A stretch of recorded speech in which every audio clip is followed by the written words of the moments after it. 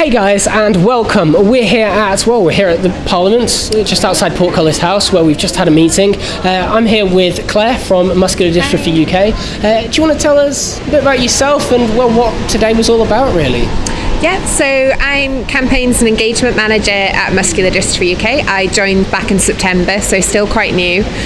So today we were here at Parliament for a Fast Track event, which was our Fast Track to Treatments campaign.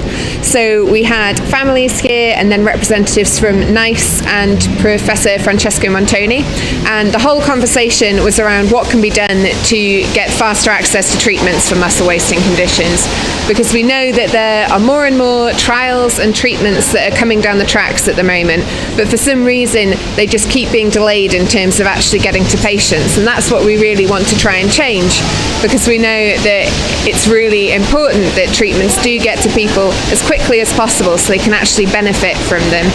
So that was the discussion today, and we also had some MPs come along with the chance to meet people in their constituency and hear firsthand about how important it is to get the access to treatments and find out more about muscle wasting conditions in general.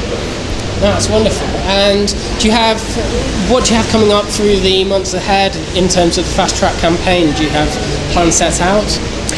So we're looking at the moment around some of the treatments that are coming up. So Spinraza in particular, treatment for spinal muscular atrophy.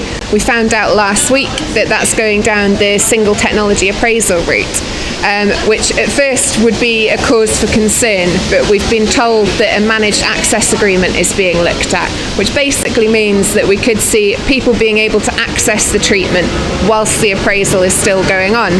And this is something we've seen with Translarna for people with Duchenne muscular dystrophy, and it's worked really well at making sure that people are able to benefit from the treatment whilst more information is gathered. So seeing what happens with Spinraza will be a really important focus of the Fast Track campaign, but also looking at what can be done for new treatments that are coming up and also new trials to make sure that things are moving as smoothly as possible, and looking at whether the appraisal system currently is working as it is. And I think that was a big message that came out of today's meeting, is that the way the system is structured currently, a lot of rare disease drugs fall through this grey area in the middle, and that means people are missing out on access, and that's something we really want to address and see how we can work with different stakeholders to try and overcome that. You mentioned the managed access agreement, and that was one of the things that, the charity helped pioneer with Translarna. What would you say, could you explain it kind of in succinct detail, so that, because if people haven't heard of it before, so that people can really understand how it gives hope to people who might not be able to see a treatment given full approval? Yeah. So each managed access agreement would be quite different, because it's structured depending on the particular treatment and the negotiations between NICE and NHS England and also the pharma companies. So the way it's worked with Translarna is that the drug has become available to a cohort of boys who are now accessing the treatment.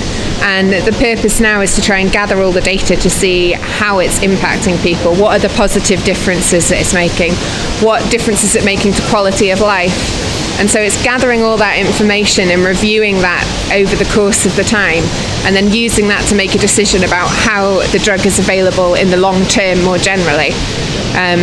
So it's quite complicated in some ways, but the important thing is that it's around getting the drug to people, so that you're not waiting to get all the information and the data, that actually the focus is on the treatment being accessed by patients.